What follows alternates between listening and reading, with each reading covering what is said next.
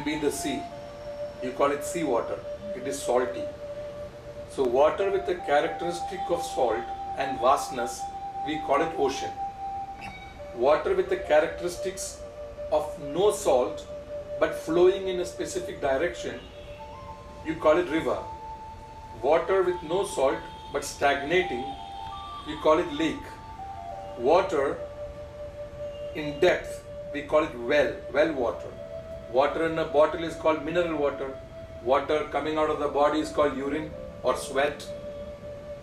It's all water. So water is expressing itself in so many ways. Similarly, life expresses itself in so many ways. It has infinite permutation and combinations of colors, of fragrances, of flavors. It's all expression of life. So permutation and combination of life, the permutations and combinations, which is infinite, it could be any combination, that is decided by the intellect, memory, mind and ego. So when you interact with people, it is a permutation and combination of life through a tool called intellect, another tool called ego, another tool called memory, and a final tool called mind. So it's all expression of life. So just like we fail to see in the bottle that it is a water, and instead we see mineral water, and then we further give it a class. If it costs over 100 rupee per bottle, we call it expensive mineral water. We call it cheaper mineral water. We can call it reverse osmosis water, that is suitable for drinking. There are some water which is not suitable for drinking. It is used for irrigation water. So it's all water. Similarly, life expresses itself in so many dimensions, and it's all life ultimately. So the inability to identify the expression with its source called life decides if you are a happy person or an unhappy person.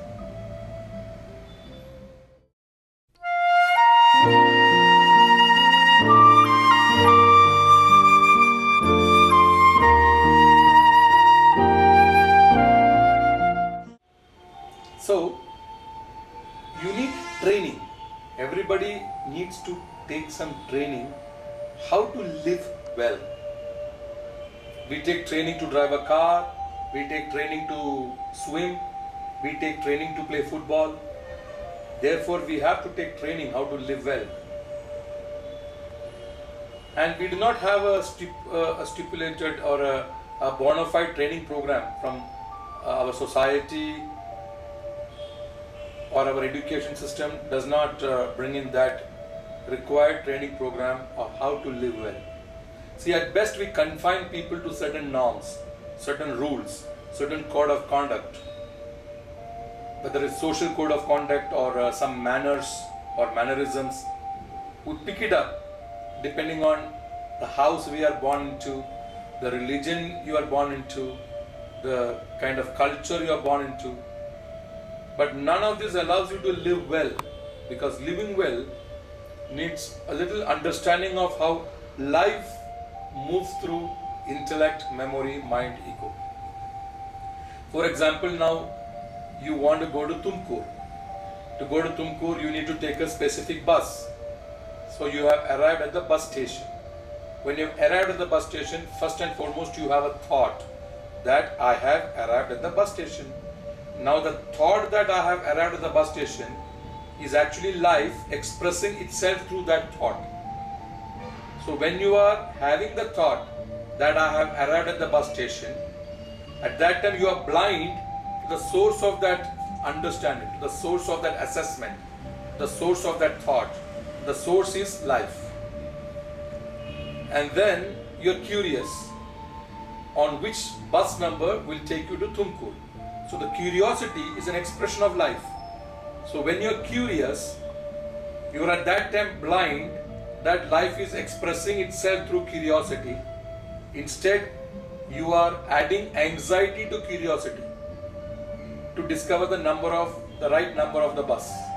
And then you have spotted the bus, and then you have a relief that I have spotted the right bus that will take me to Tumkur.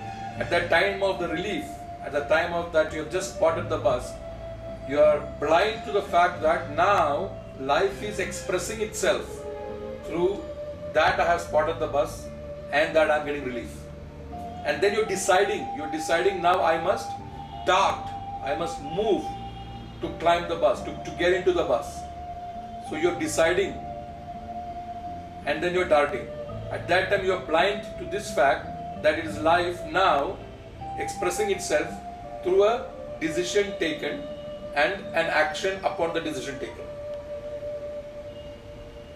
And then you are inside the bus and you're looking around to find a seat.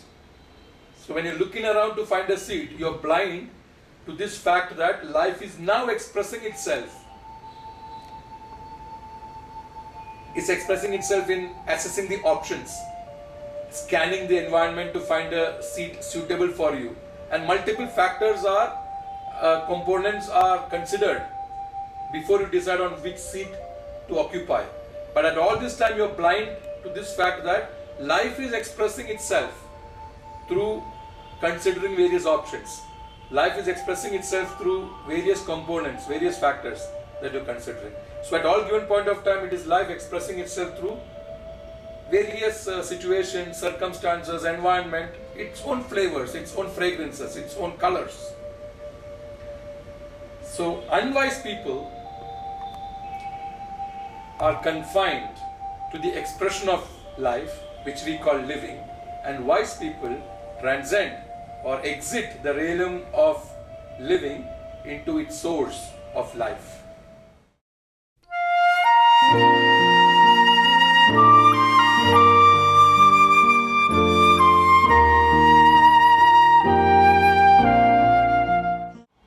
See, first and foremost, my question is, what is your resistance? What is your hesitation? What is your caution in enrolling yourself to a training program that will educate you how to live well? So sometimes we are overcautious, we have resistance and hesitations to enroll to a life training program of life skills, of human values. So if we are full of resistance and we cannot overcome it and enroll ourselves into a training program which will teach us how to live well, then we have to share the blame of not being happy, because it needs training. So first and foremost, we need to agree that I may have ignorances. And once I agree that I may have ignorances, I have to choose to overcome the ignorance. Or I have to choose to enroll into a program. Or I can also identify that I have resistances to enroll into a program. And I can choose not to live by the resistances, but I can choose to overcome the resistance. For this, of course, I need a little stamina. I need strength. Now I need to know how to get stamina and strength to overcome my own hesitation and my own resistance. And for that I need energy. So I need to go step by step, but I need to make a beginning of how to enhance my energy. Through the energy I can enhance my stamina and strength. With the stamina and strength I have to overcome my resistance, my hesitation, my overcaution, so that I can choose to enroll myself into a training program which will educate me how to live well. So first and foremost, I have to agree I need a training program. And then you sign up. The Art of Living is a good training program available. See how it works.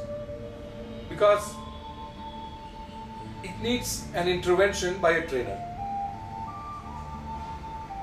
who is equipped, who is skilled, who has studied the functions of the mind.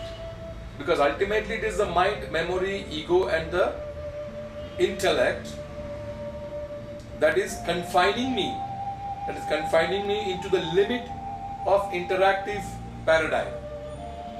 What I am seeking is a freedom from the confinement into the interactive paradigm. The stress is because of the confinement into interactive paradigm, or my inability to maneuver, dodge, tackle through the interactive paradigm. So either which way, either I have to know how to maneuver myself, how to navigate myself through the web, through the maze of interactive paradigm, or I have to know how to free myself from it. One of this has to happen. So we do not have an education program that trains us to do that. So, what is confining me into the limit of an interactive paradigm? It is my mind. And how does it function? How does it get entangled? How does it get attached? That I have no more freedom from it. For that I have to know another paradigm, and I have to know how to do it, how to implement the other paradigm. So I have to have the intelligence that the other person I am interacting with has a different disposition, has a different temperament. He is a different person, whoever it be.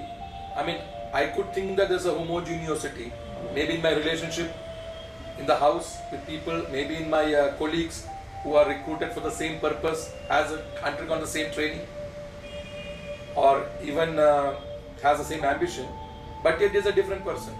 So for example, if I'm finding myself in Maasai tribe in Africa, it's a tribe in Kenya of people who are over 6 foot height, and they live among the wild animals.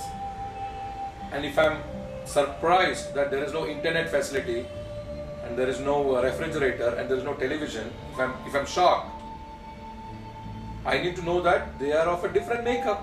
In their upbringing has not allowed them to be using a refrigerator or internet facility. Instead, they have a spear in their hand. They live among the wildlife, wild animals. They need to safeguard their interest. They need to protect themselves with a spear, with a knife, not with passwords. When the tiger is charging on them in the forest, a password is not enough to secure their interests. Whereas they will never understand our living of how we secure our interests with the password or with a smart chip or smart cards that you swipe through a entry or exit. So they have a different upbringing.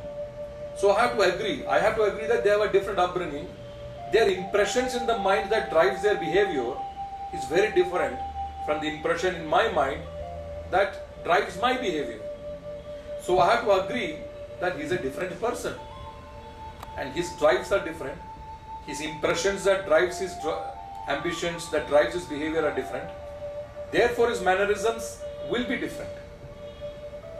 So once I understand this, and once I implement to everybody I see this knowledge that they are different people and I am a different person, then I agree to be different, and I agree that they are different.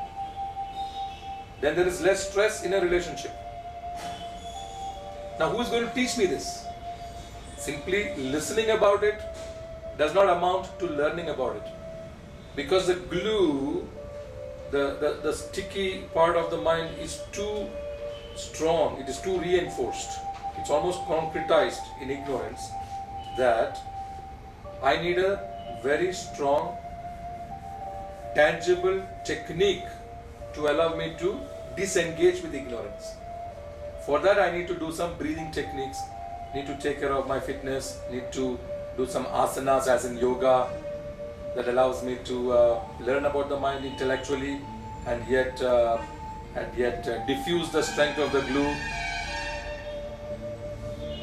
And then there are further techniques in yoga, in breathing techniques, in meditations. So I need to agree that I need training and sign up for such kind of training, enroll, choose to enroll.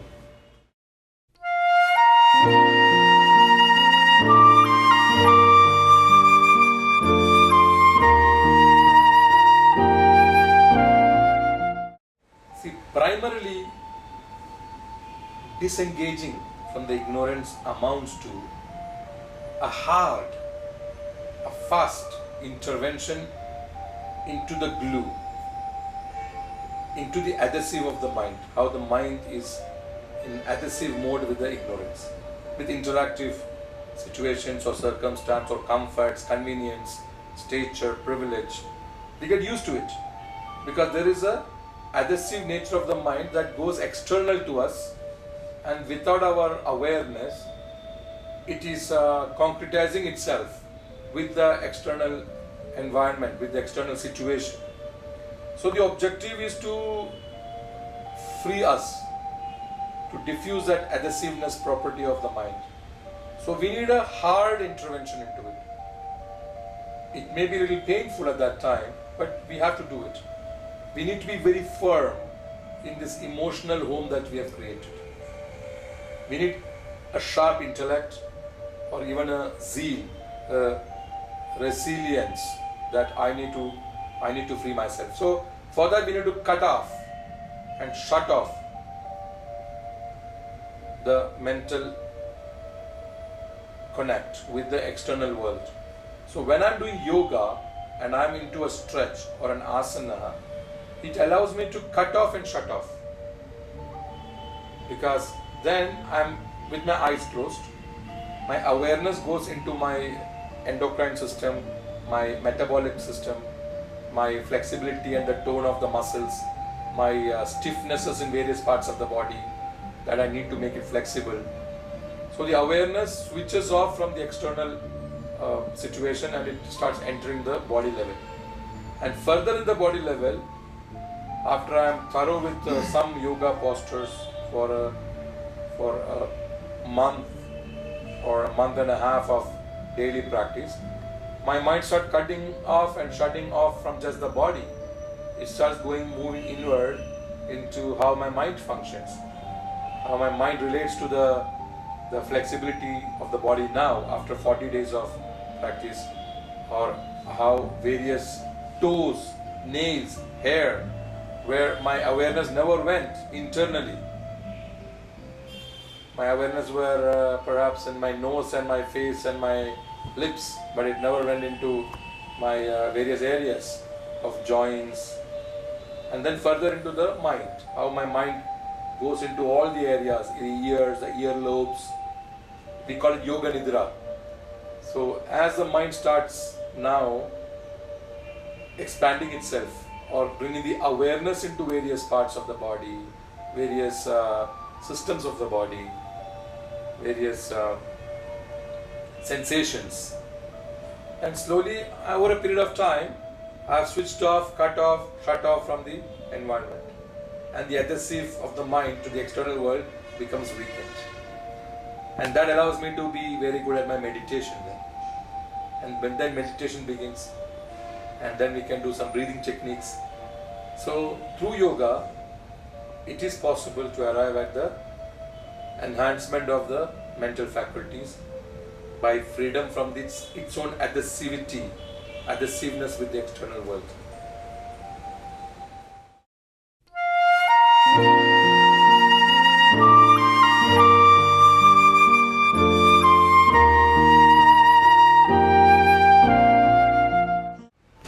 See, our mind has many patterns which has taken a very rigid form.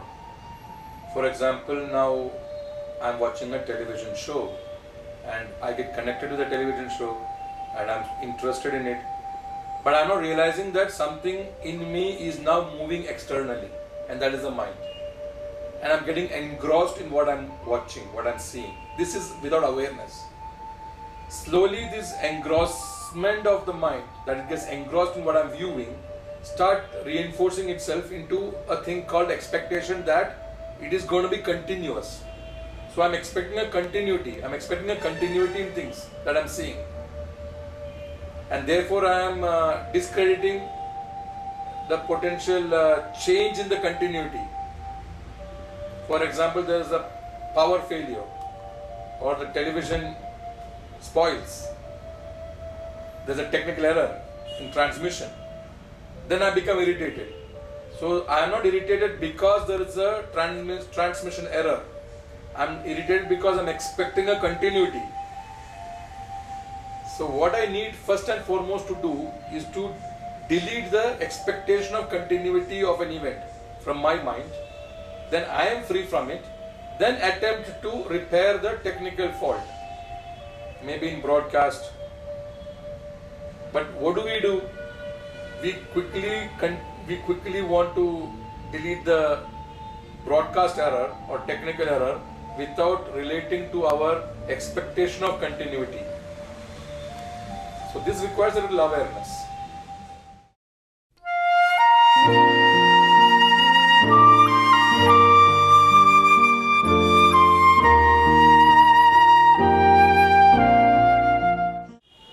See, we need to escalate our relationship with our environment, our relationship with our circumstance, the way we interact with our environment.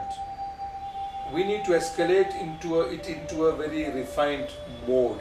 There are many modes of interaction with the environment, many modes of relationship with our circumstance or situation. We need to escalate it to a more refined mode by deeper understanding.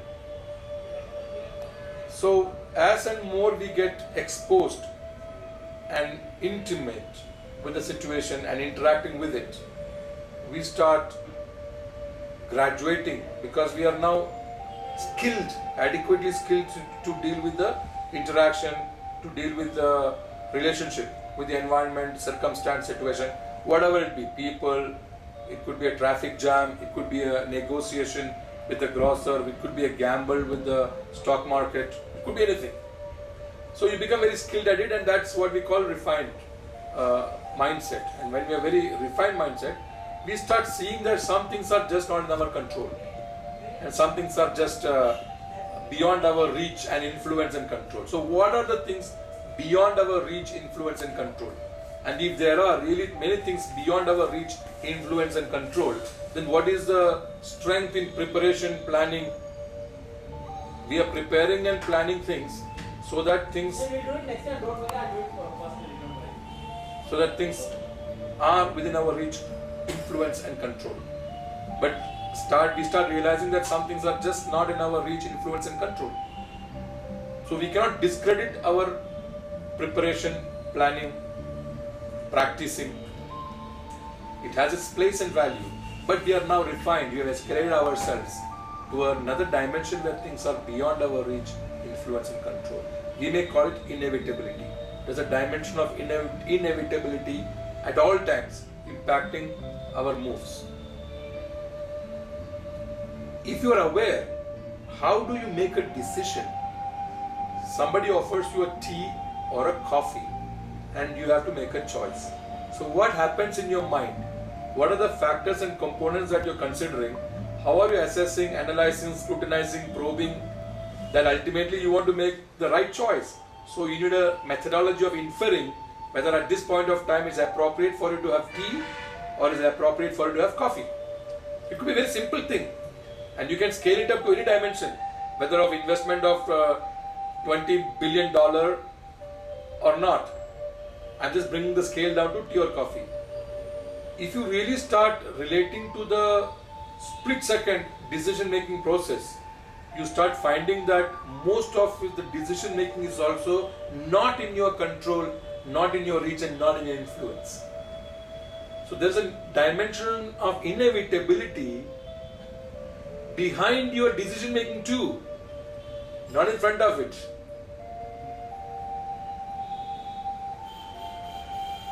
So if there is a inevitability as a dimension that drives your decision making, then you are really not in control, not in reach and not in influence of things around you.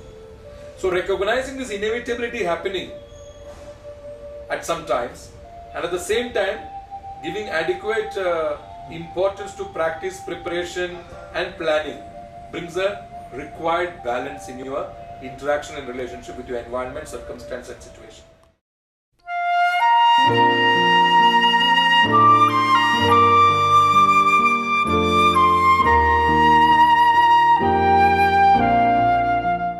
The ability of seeing that it's all just an expression of life. There is life behind it. It is a journey of the mind, or the journey of the awareness, to go a little deeper and further beyond, and a little deeper and then beyond. So these characteristics needs to be nurtured of the mind, of the ability to be aware. Something behind it, something behind it, something behind it. And that's when you go to the source. And then that's when you start relating to the life expressing itself through everything. So somebody told me it's a great hotel to stay in. The person just enjoyed staying in that hotel. He recommended that hotel. So I asked him, what did you find it so nice that you are raving about it? And he said it has that hotel has a great restaurant. So now he has switched from a great hotel to a great restaurant. So the restaurant has made it look good to him. The restaurant in that hotel made the hotel look good to him.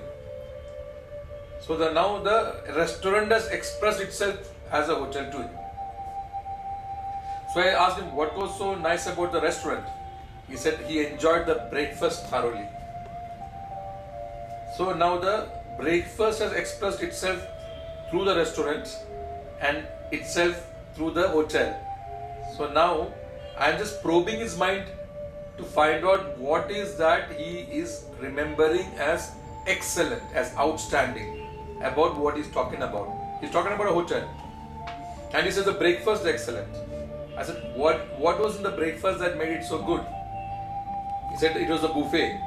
So he had variety of food to choose from. Then I asked him, okay, what is that item that you loved about the breakfast? He said it was pongal. So now he's differentiating pongal from the dosa, from the baked beans, from the toast, from the cornflakes. So his memory is now that he has had an excellent, outstanding experience of eating pongal, and now that is expressing itself as a buffet breakfast, which is expressing itself as a restaurant, which is expressing itself as a hotel that he's staying in. Then I asked him, what is the differentiator that this pongal was outstanding for you? He said the taste of pepper in it was very good. He picked certain pepper seeds. He generally has not had an opportunity to have fresh pepper seeds, fresh from the garden, fresh pepper seeds. He bit on it in the pongal, in the kara pongal, and that was an exciting experience for him. So his memory was full of that experience of a great taste of a pepper seed. So now how that flavor of the pepper seed expressed in his memory as a great buffet, outstanding breakfast, express itself as an outstanding restaurant, express itself as an outstanding hotel. So similarly, life, when it expresses itself through various flavors, colors, fragrances, we are not able to probe deeper and deeper to go to the source. So when we have the characteristics of our mind, when we train our mind, when we cultivate our mind, when we nurture our mind to incisively go beyond the experience, and then we start relating to the life that is expressing itself through various colors, various fragrances, various flavors, various numerous infinite number of permutation combinations as feelings, as excitements, as distastes, as depression, whatever it be. It's all just an expression of life.